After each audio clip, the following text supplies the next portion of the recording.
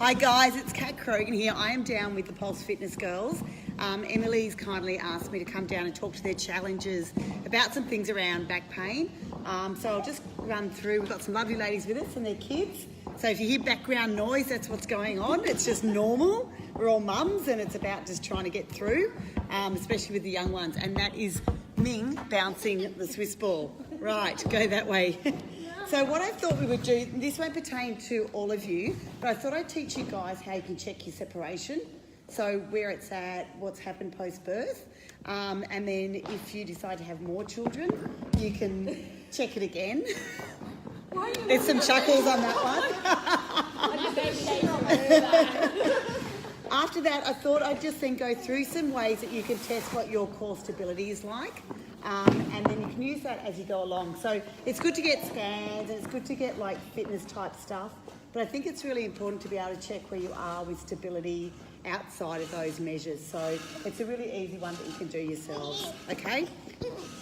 After that, what I'm going to do is go through some release work with you around back areas. So backs is something that I think that we do a lot of bending down, picking stuff off the floor.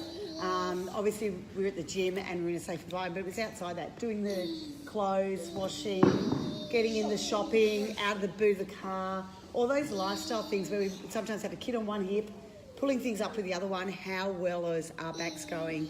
As we get stronger, we also get tighter.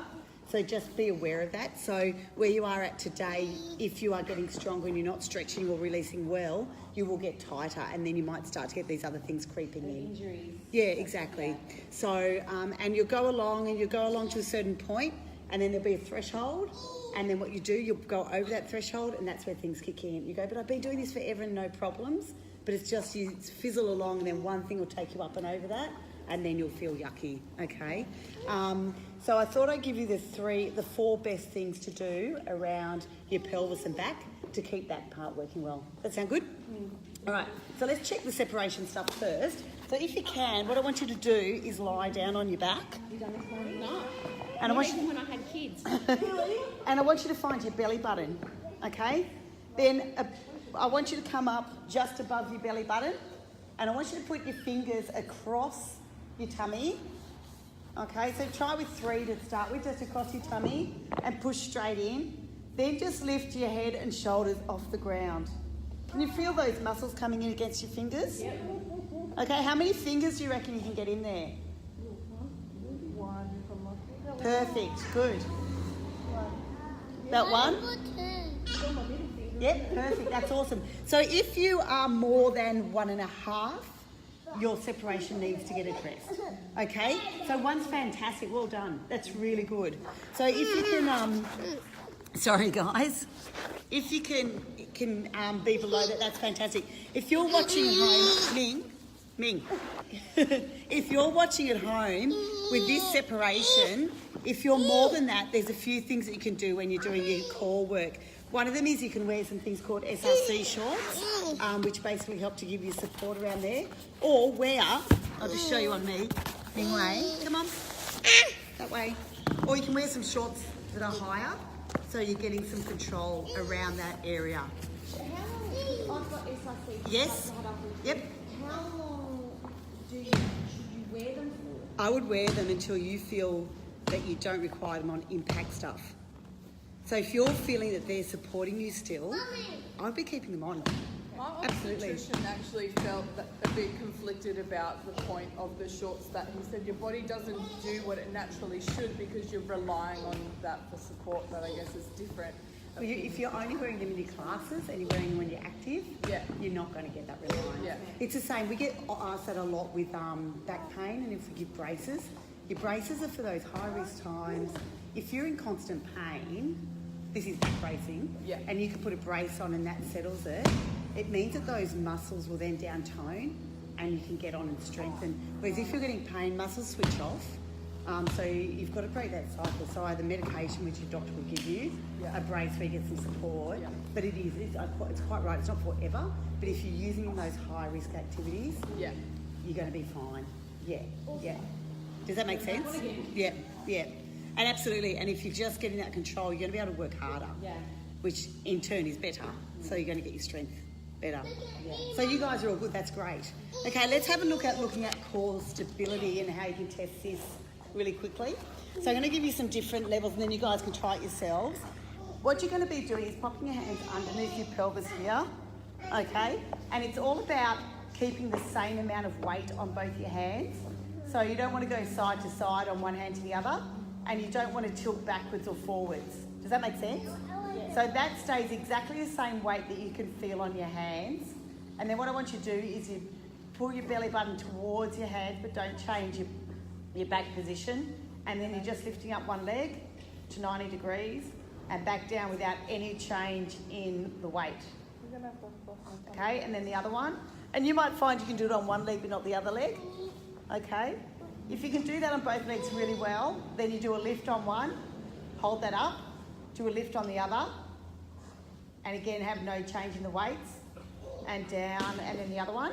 So that's level 2. And the level 3 is where you're coming up into straight leg and lowering to the ground without tilting your pelvis and coming back up. Okay? What was that? It's quite hard, isn't it? So level 1's the lift, level 2's the tabletop, level 3's the lower. And it's just a really easy one to see where you're at.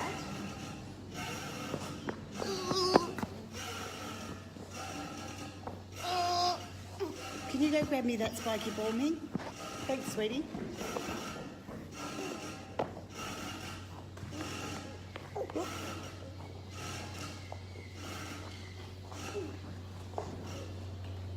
So you feel how you just lose it there? Yeah. So it's got, yes. So you don't want that pivot at all, yeah? So it's quite a nice one to do. So that's just 2 little things that you can check yourself. I'm strong. Yeah, you are strong. I need this ball. Okay, away. All right, so what do we do then if we've got tight spots? So who does glute release work? So not stretching, but actually roll on a roller or a trigger ball. Yeah? I Yep. have one, but I don't do it as much as I should. Yeah. Okay, so should we do a refresher on it? I'll show you both ways. One of the best times to do this is when you are warm. Yeah? Yeah. So, and I like this because, again, it's not just about using to release, but it's also about teaching your body to know when it is tight. Okay?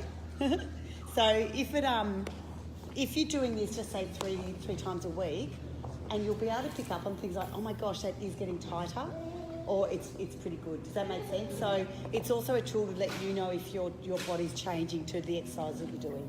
Okay? So if it's a ball, just lying on your back, off to the side, ball underneath, and then you just rock over the top. Now you've got your piriformis, which is I'm on there, which is more in this part. Then your glute med is a bit higher. So you want to work through both of those spots. Now you can either hold or you can rock or you can move your bottom. I don't mind because if you don't have back pain, it doesn't really matter how you move it. However, if you do it and you're getting pain down your leg, if you back it off and that pain goes away, you can keep going. If that pain doesn't go away, you're doing it too strong. Okay? All right? If you want it stronger, you can either cross that leg over, like a girly cross that puts those muscles on stretch. Okay? And then just play around with it. But if you're doing this often, you'll know what's right, what's normal for you as well. Okay? If you do it with the roller, my roller's gone for a walk. Funny that. I don't know how that happened. So on a roller, I just start in this position, then rock to the side, and then roll through.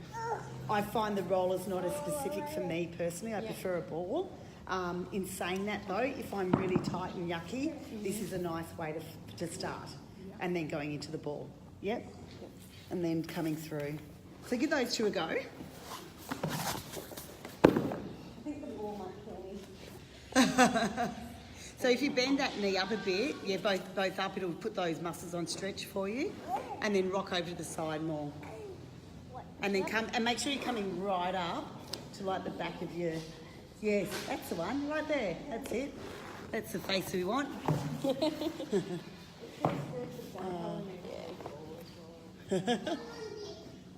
Hi, if you joined us, grab your ball and your roller, join in. And you could even bend your knees up a bit more if you wanted to in that position and then rocking over to the side a little bit more. That's it. Cool. Yeah. And I recommend, especially if you're busy outside the gym, just try and grab 5 minutes before you go, so you're done and dusted rather than trying to fit it in at home. Been listening to a lot about cortisol and about how There we go. affects your body. And this would be a great thing as well, just even if it's 5 minutes of rolling, just for your mind to calm down as Yeah. well. So Emily's just talking about cortisol levels, and it's quite right. Like, there's a lot in the research at the moment about that. And you can have the healthiest diet, you can be exercising, but if you're running around like a blue-ass fly and not making sure your cortisol is under control, and there's some really recent research as well with sleep, that if around weight loss and health, that if you're not getting at least 7 hours, like some people can survive on less, but on an average that's 7 hours. And a lot of the time we walk around just fuzzy. Yeah. Because it's just like, But this is a good chance to not only roll, but also to get that calm, quiet 5 minutes just to yourself. Yes. Well, you can't roll with the kids around because I think it's so exciting. I know, it's a Jump on game. each end Yes. and you can't even do it. It's so exciting. the kids make it an absolute game, don't I they? love the roller. Hello. So that's your glutes, okay? Now around your pelvis, you've got 3 main muscle groups that will affect the position of your pelvis, which in turn will affect your lumbar spine, okay? The second group we're going to talk about is the iliopsoas. So it comprises 2 muscles, and they're from the hip flexors, okay? One of the muscles attaches into the inside of the back of your pelvis and can drag your pelvis around. The other one attaches onto the inside front part of your spine, okay? So they can play havoc as far as if you've got any back pathology going on or just loading. And our bodies love your hip flexors. They will put their hand up every single time to try and stabilise you, okay? So, and like you'll get told, okay, switch your hip flexors off to do your abdominals properly, well, and lift your leg in the air. Now that's, Ming, down. Sorry, cranky woman's face. Yeah, just don't climb up on there, sweet. Yeah, you only need one. Thanks, Ed. And so what with the hip flexors, when there's one thing that went through in the 90s or 2000s where they're talking about training your TA or your lower abdominals, and there was all this speak about turn your hip flexors off, but then lift your leg up. Now, their prime job is to lift your leg up. So you're not going to get them to completely turn off. It's more about the others helping to stabilise your back whilst you're doing it. Okay, so if your back's not nice and stable and you try to lift your leg, it's going to drag you back forward because that's where it attaches onto. All right, so I have a bit of a bugbear with hip flexor stretches. I'm really anal about these with my clients. And so I want to go through the technique with you guys. So what we're going to do is just get into a normal hip flexion position. You get to go to these all the time. Now, I'm going to go sideways to you guys first and then I'll show the camera. Now, what I want you to do is, you know, you see all the footy guys and they're doing this and blah. You lose your hip flexor stretch from there, okay? It is about turning on your glute and tucking under. So if you're a bloke, think about peeing up the wall, okay? All right? Girls get these because I can just tuck. So in saying that, so if I'm in this position, you want to tighten here and tuck under. So it's a tuck under, okay? All right? And if that stretches but not enough, then you can come forward slightly, but you've got to keep that tuck on, okay? And you'll feel it up here. Otherwise, if you do the other way, you'll feel it more in your rectus fem, okay? Which is nice, but it's a different stretch. Okay, so we've got to get that tuck. If you want stronger, you put your arm up to get the stretch through, but most of the time, yeah, most of the time that tuck's actually enough. Does that make sense? Yeah. Yeah? Now, obviously, you can also roll through here, but when you roll, you're only really going to get these attachment tendons. You're not going to get that bit of muscle that's going back through to the back and back onto your... I find it sore on your hips when you're trying to roll. Yes, yeah, it is quite a nice one, and I don't know if they're really irritated anyway. I don't know why, like rolling can irritate that tendon more rather than getting a nice stretch going. Does that make sense? So you really get in and you need to tuck that. Now, one thing though, when you're tucking, I don't want you arching your back. So that's probably the biggest mistake people do. They'll try and pee up the wall and do this rather than keep all this nice and still and then just get that tuck. All right, how long would you guys normally hold that? Just over 20 seconds. Yeah. 30 seconds. Yeah, if you do have the time for 30, it's probably better. But if you find that you're fatiguing through that position, then yeah, maybe just do a few more rather than hold as long. Okay. Yep, okay. Let's try that other leg. And obviously try not to hitch up, so try and be nice and square. Use your hands to really feel whether that pelvis is in a nice position for yourself as well. Okay. Yeah, no, it's not big enough, Mum. I want the 20-kilo one. One of the kids is after my kettlebell. It's holding the TV, the computer. Listen to me, old school. The VHS up. The beater. Remember the beaters? They're bigger. So that's your glutes, that's your hip flexors, and the other one, obviously, that really hangs off that area is your hamstrings. Okay, we get really tight in hamstrings just because of our lifestyles these days. The thing with hamstrings is people will come in and see me and they'll say, I'm so religious with my hamstrings, Pat. I stretch them all the time, they don't change. So normally with those guys, what we find is it's actually the neural tissue that is not moving well, okay? So you've got your muscle, and muscle will stretch to a certain extent, but if your nerve, like your sciatic nerve, isn't mobile, it will stop the movement, okay? Your sciatic nerve's like, it's thick, it's like as big as your thumb, it's a big structure. And what happens, it's got a cover on it, and if you get irritation or repetitive movement or anything like that, it can actually get they're doing a bit of boxing now. It can actually get stuck on the cover, okay? So when you try to glide or move it, it won't move and it'll pull where it's stuck, okay?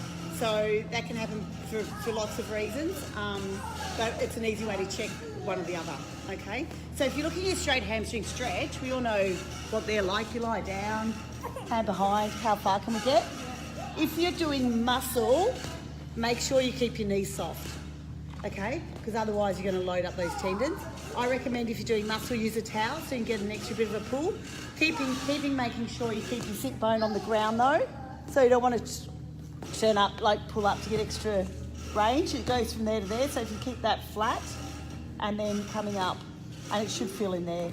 Keep your foot relaxed so you don't load your nerve. So that's your hamstring stretch, okay?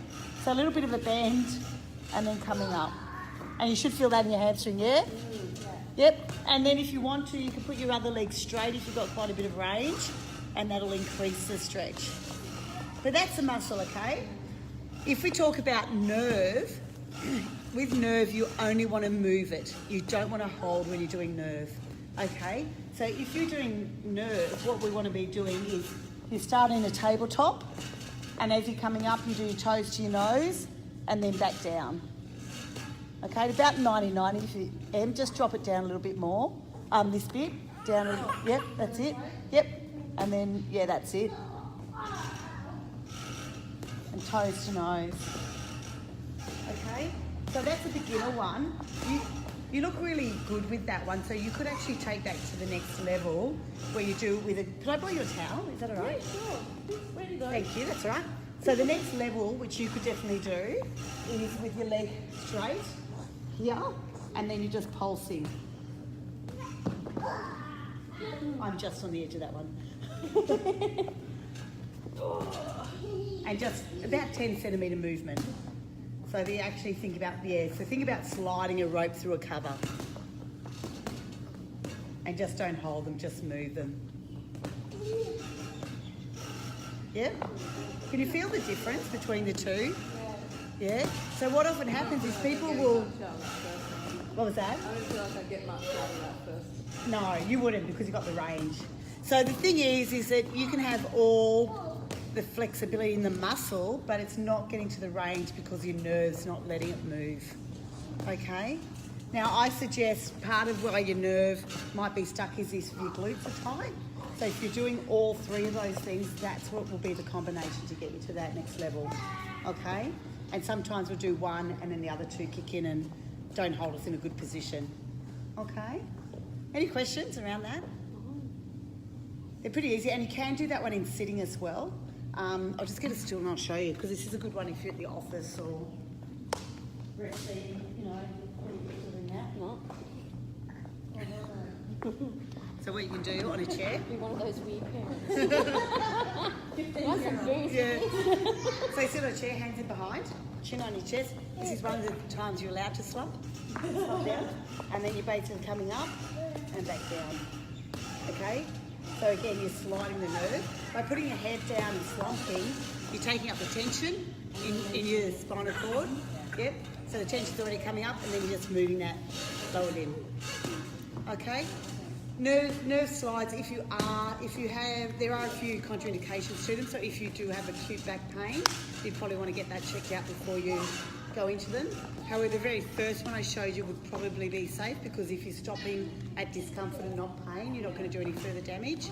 But if you've got a really big bulging disc, things like that, they could just irritate it to start off with, but they definitely need to come into treatment at some stage. So, yeah, good. All right. Bye.